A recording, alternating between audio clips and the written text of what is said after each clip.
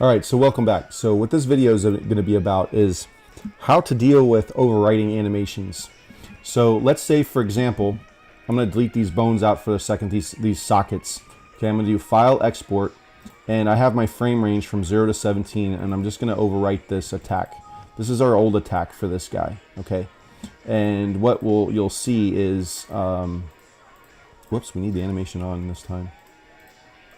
All right, so we export it out. All right, and here's our animation. So if I hit File, Export, there it is there. Okay, so if I go inside of Unity, you'll notice I already brought it in. So if we go to Avatars, and what I want to do is, if I pull this open, there we go. So there it is, Attack 00. So if I go over here to Animation, you'll see I have this clip broken down into Start, middle, or continued, and then end, or contact. That's what this is. This is a contact frame. So basically I'm holding out this punch for 5 frames. The idea is I added sockets to this animation. So, and I also have a character controller on my character. And here's my animation controller too. So if I go into this animation controller and I go to my parameters here, you'll notice I have stuff already synced up. And so does that mean I have to re-import my mesh, and then I have to re-break up my clips, and then bring each clip, each of these into the attacking cluster state, and then reset up all this stuff? That's scary to think that, oh my God, I have to redo all of this. No, you don't have to do that. So here's how we're going to deal with it. So first things first is this right here. Just keep in mind, each of these animations that we already exported out, they're all FBX files. So if I right click on it and I do Show and Explorer, you'll notice that I got an FBX file right here. Okay, so here's what we're going to do.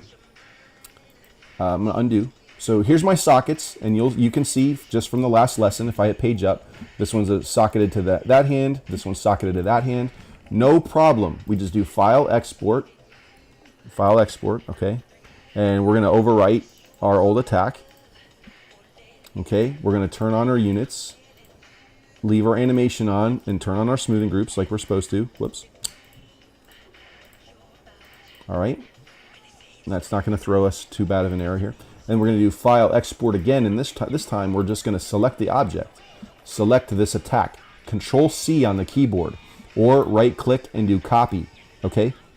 And then inside the Explorer, right here, just do Control-V. Am I sure I want to overwrite this? Yup. And by overwriting it, it's actually going to give you the new bones for this new character. But unfortunately, what's going to happen is you're going to need to do this for every single one. Now, on one hand, it's going to seem like, oh my God, I have to re-export all this stuff again. But the truth is that in video game development, you are going to iterate every single week. Not only that, but you're going to have an after-action report. You're going to, every single month, you're going to sit down with your development team. You're going to say, what bugs do we have that's outstanding? Where are people complaining? What's QA doing and they're having issues with? So they're going to compile all this data of all the stuff that's not going correctly, and they're going to distribute it back out to the departments. And every single character in the whole game that has animation on it, there's going to be a complaint about it somewhere. Oh, it's not fast. It's too slow. Oh, there's not enough anticipation.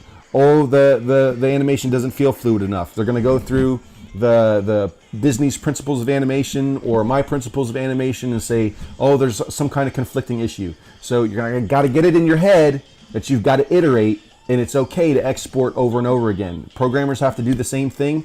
Bugs are coming in and out of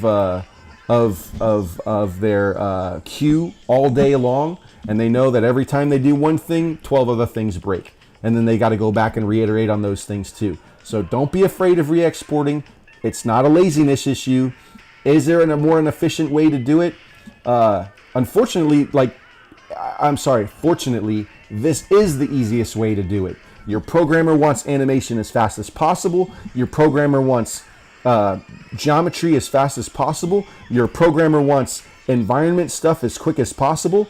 So just give them what they need and go back and then give yourself some time, because it's better for you to give them so much content that you put them in a position that they've got to implement all this content, and then you can go back and take a deep breath and say, okay, now that they have all that stuff, they're going to leave me alone and I can spend my time on these priorities.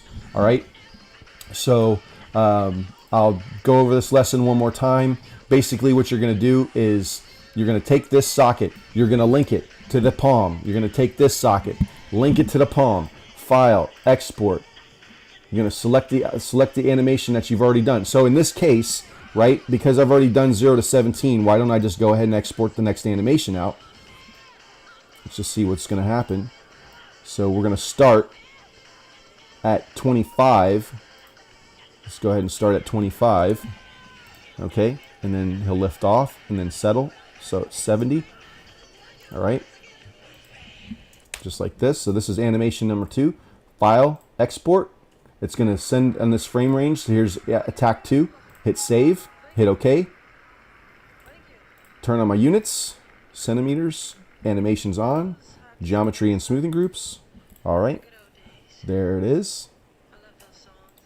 Okay, so let's go over to Unity.